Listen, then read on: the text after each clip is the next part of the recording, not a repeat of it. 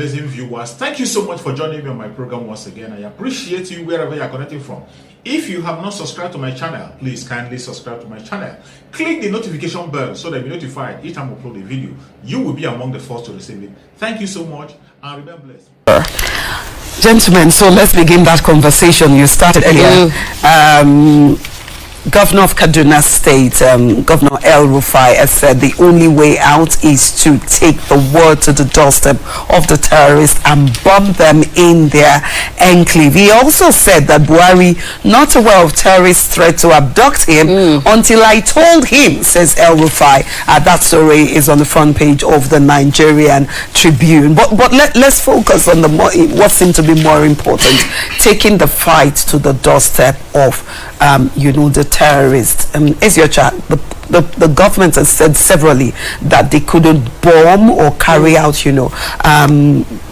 some kind of counterattack to the terrorists because they were worried of those who have been abducted, the soft targets amongst them, which was why they had not done this. And now here we are. The terrorists are in the FCT. So what do you make of Governor El Rufai's comments? The situation is very worrisome. It's very worrisome. Like the NSS said yesterday, I pity government because it looks as if government has been overwhelmed because the incursions is not coming from one side. Kuje was attacked.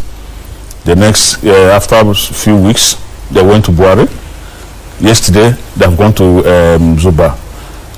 We don't know which zone will be the next target. And government has come out completely to express that they are overwhelmed.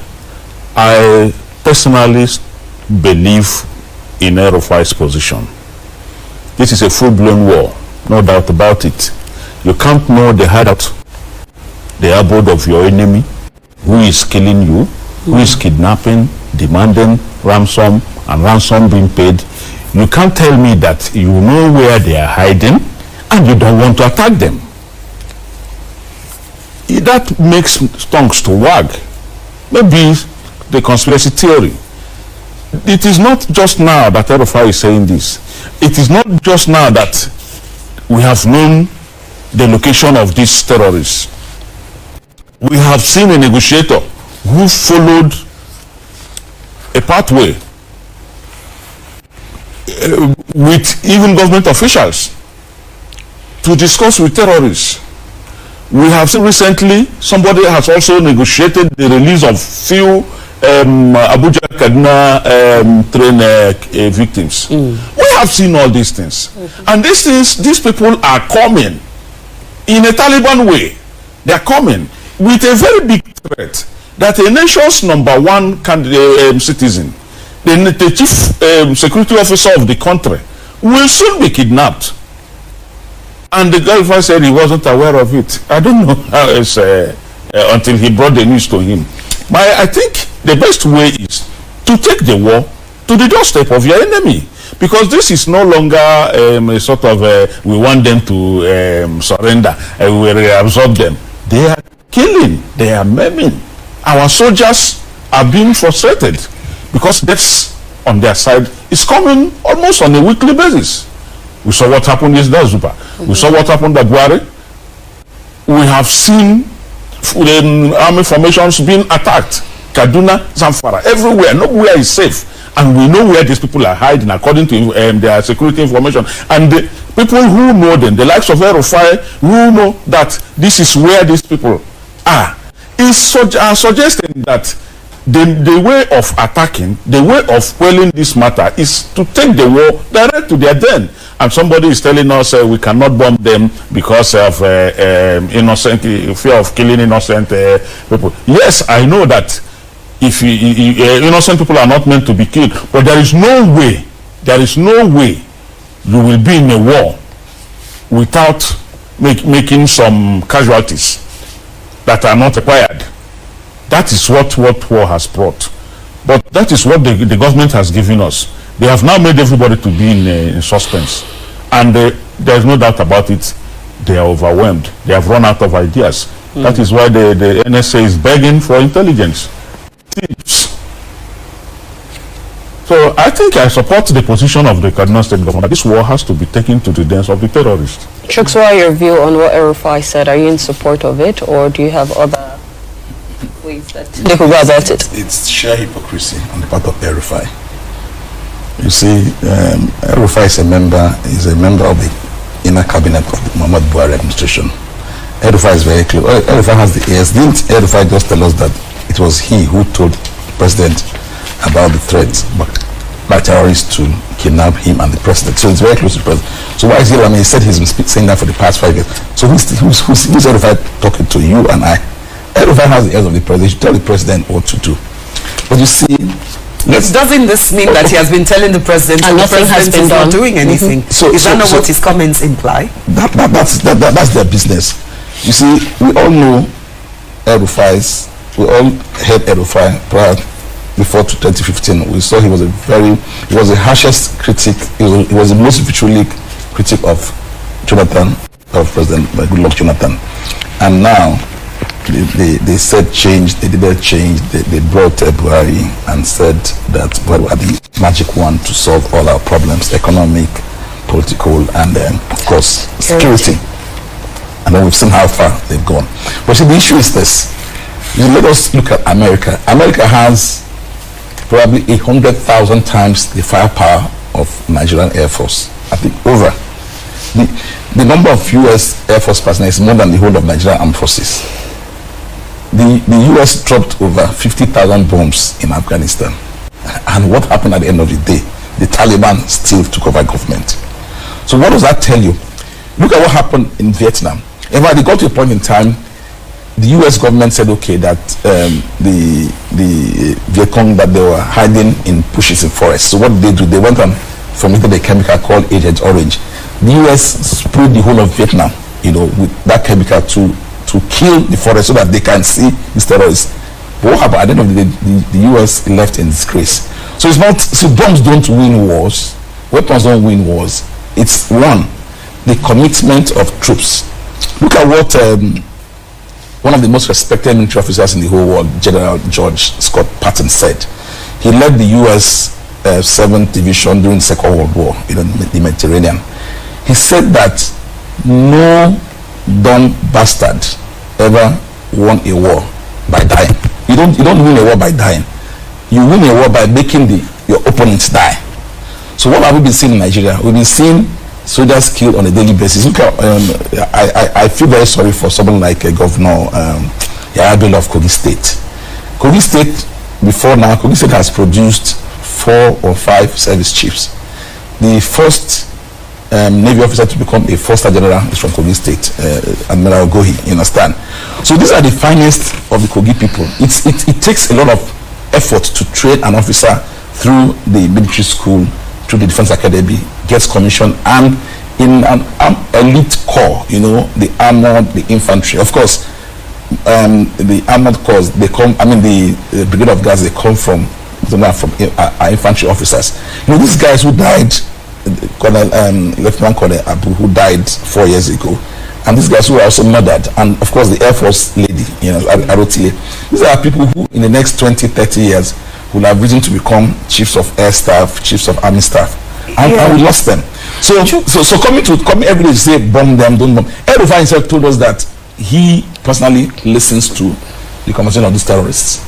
Yeah, we're looking at solution, because from what you're saying now, we're looking at how to end this problem. Fine, I'm not getting that from what you're saying. We're already in this problem too. Okay, let me tell you this. The way out. Do I tell you this? Is it the analogy you made of the US? So it's not the same thing. When it comes to this terrorism in this country now, I think we should no longer be looking at what led to it. Who caused it? Yeah. Solutions. We are looking at now the solutions. You want the solution? Wait. You want the solution? Why do I say this? This thing has passed beyond the elbow. We are no longer. Yes, we know that these politicians, these leaders have messed this country up. Yes, they are responsible for the insurgency. They brought it in order to take over government. But what we are now looking at is no longer who did this, who did that. Before they overrun the country, the way it is going, we are talking of Afghanistan. The US left Afghanistan because of high-level conspiracy of the Afghan soldiers. Now you're talking. If not, No, we're coming to that. If had it been, what we're saying is that I agree that you cannot only win by bombing. You must also cleanse your military, the government, the presidency, because obviously there are hands, there are third legs in this fight. We have bought the Kano jets. Where are they? Where are they bombing? We have budgeted huge sum of money for military equipment. What use are these equipment? Money has been deducted from state governments for security. Why have they been channeled? What I'm saying is, we have gone beyond this man caused this party caused this people caused this zone caused this. What we are now saying is, how do we get rid of these terrorists?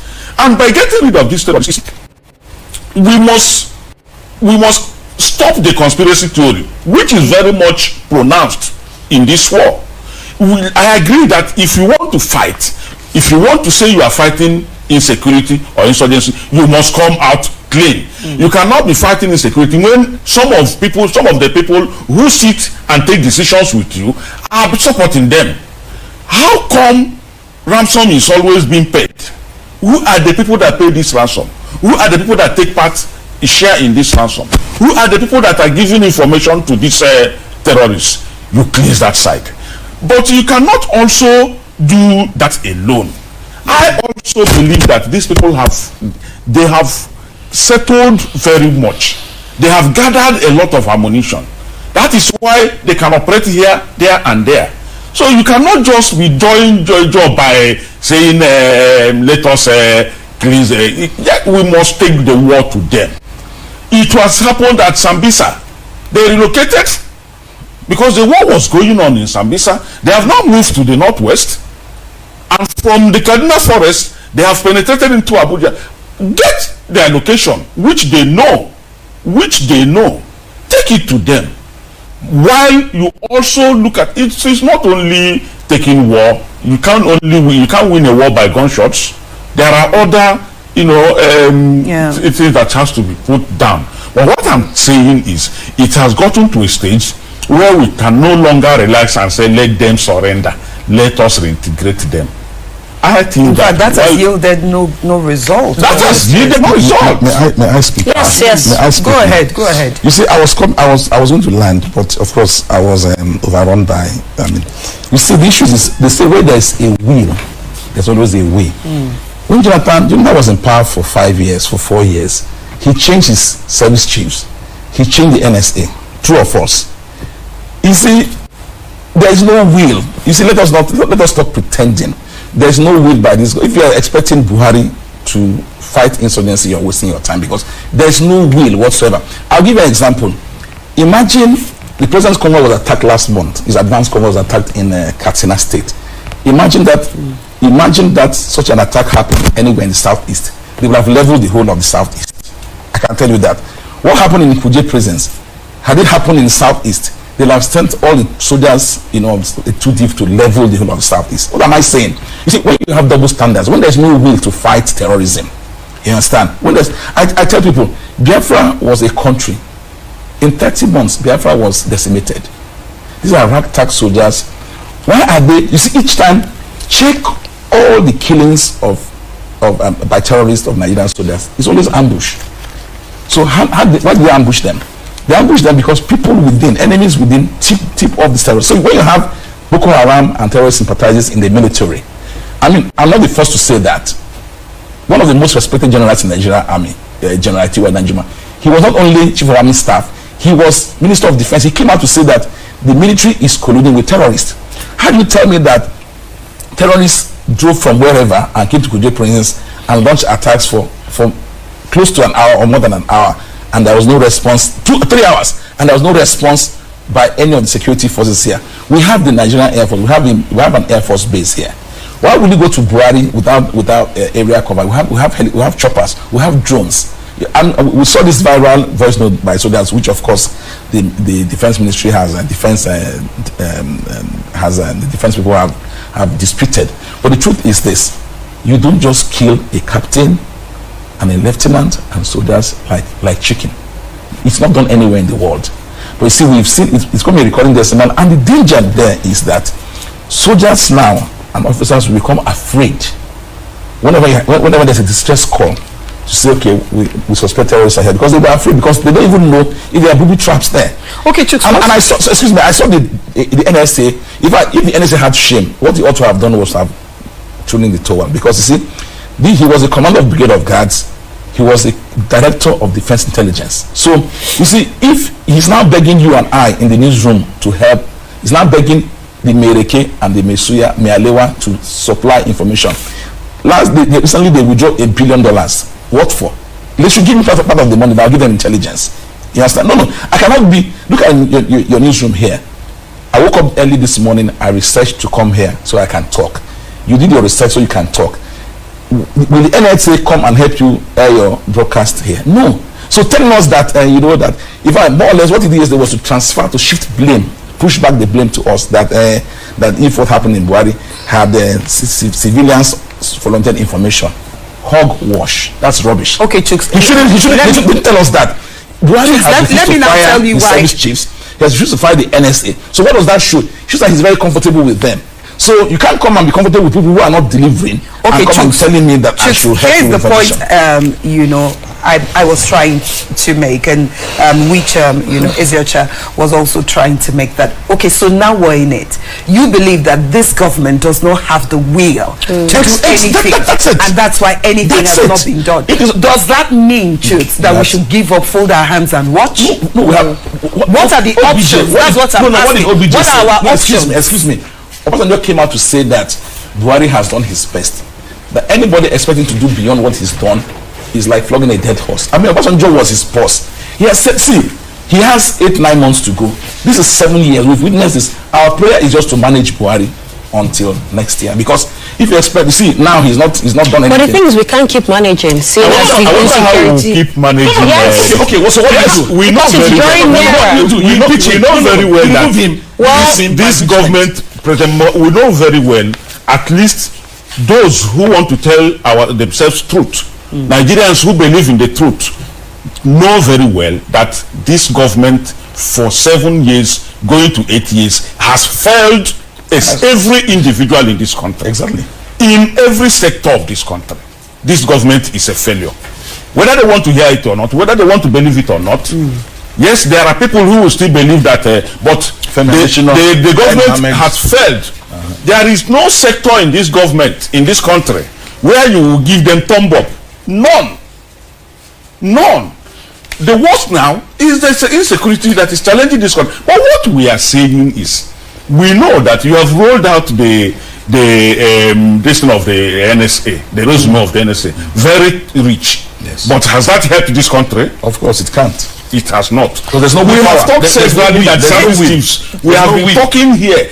The past service chiefs should be removed. We were those that championed it. And they were removed. They were removed. When? New ones were appointed. These ones that are here, have they done anything? They are worse. No, they are worse. That is to show that they are very much in a difficult situation.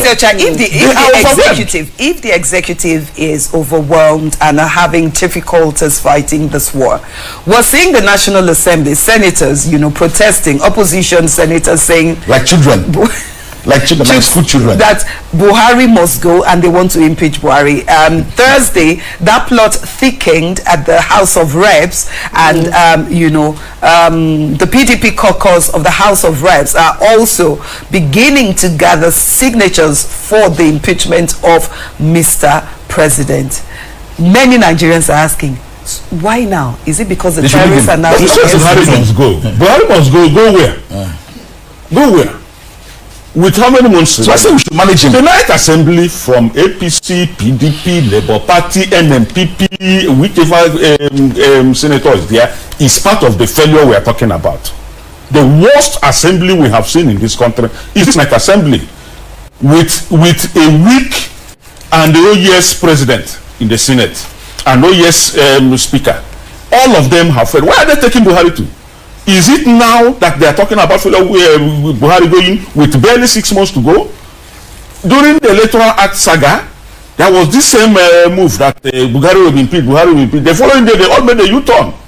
And who tells you now that this same opposition that are making noise now, meeting Buhari must go, when he has only 7 months to go? He's gone already. The man himself is even praying, let this may come, let me leave this thing. Let the court pass over him. Let me go. So where is he going to? No, but that's why I say we should manage him because we have developed thick skin already. Nigerians have developed, as far as this APC government is concerned, a good number of Nigerians will survive it. We will see their back. But so we are saying the same thing. Buhari must go. Go where? Let him remain there. We don't even know. We don't even know why they are doing the Buhari must go. You go behind now, they will still collect and leave us the way we are. Let him remain there. Complete as he's praying, let this May come, let me go. The May will come, he will go. We will see whoever is left in Nigeria, will join the next government. But I tell you, Obasanjo came out to say Obasanjo was Buhari's boss. He said that Buhari has done his best. What else do you expect Buhari to do? I say Buhari has done his best. Say expecting anything further from Buhari is like it's flogging a dead horse. So Obasanjo told us. So what are we? Why are we surprised? You see, a government that wines and dines with terrorists, a government that look at what happened one time that they said there was an attack in Bama or somewhere in Borno State, I think a few months ago. That one of the soldiers was spotted. One of the soldiers was spotted by people that this man is a soldier. He's a terrorist. And a head count was made, and they discovered that he had left the barracks. We saw the story, and he was arrested on the way to Gombe. What happened to the man? He was killed. He was executed by military officers, and they said to us that a man who was in leg irons and in handcuffs, they said he overpowered the guards and killed himself. And they tell us such stories, and we believe such stories. Look at Lieutenant Colonel Dan Ali. May God rest his soul. A man who went to the battlefront, who everybody knew that he was willing to end this insurgency. What happened? They killed him. This captain from Kogi State, the captain and lieutenant, they went with their hand. Look at the man in the prisons in Kuje who put up a brave fight, the civil defense man. They killed him. So why is it everybody who's putting up a fight against terrorism that is killed in Nigeria? All right. Why? All right, gentlemen, you have left us with more questions than answers. Because we know the answers. We know the answers. It's official complicity in these problems. All right. As long as Abada said it, that any insurgency, any problem that exceeds 48 hours, government is involved. So we go with the NSA. Nigerians tired gravitating towards self-help. That's what you gentlemen are recommending this morning. Self-help. Anybody who dies now will be questioned. God will query the person. That is a difficult situation. Everybody has told you to arm yourself. So why didn't you arm yourself? You are very stupid. Go to hell. You know, to tell the person that. Chanzi, thank you very much for your time this morning. Chik Sakuna, thank you as well. Yes. Okay, so we just finished the newspaper review and we ended a bit with the Buhari impeachment story, but we'll be talking more about that during our interview, our second interview segment with a member House of Reps, Honorable Rima. So stay tuned for that because we have more to discuss on that particular story. But for now, we'll go on a short break, and when we come back, we'll bring you more.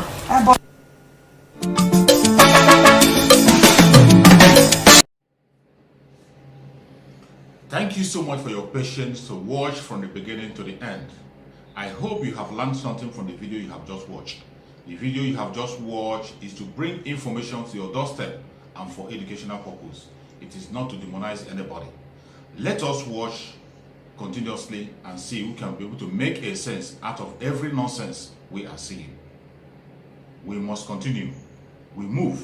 It doesn't matter what they do. It doesn't matter what they say. They will kill us.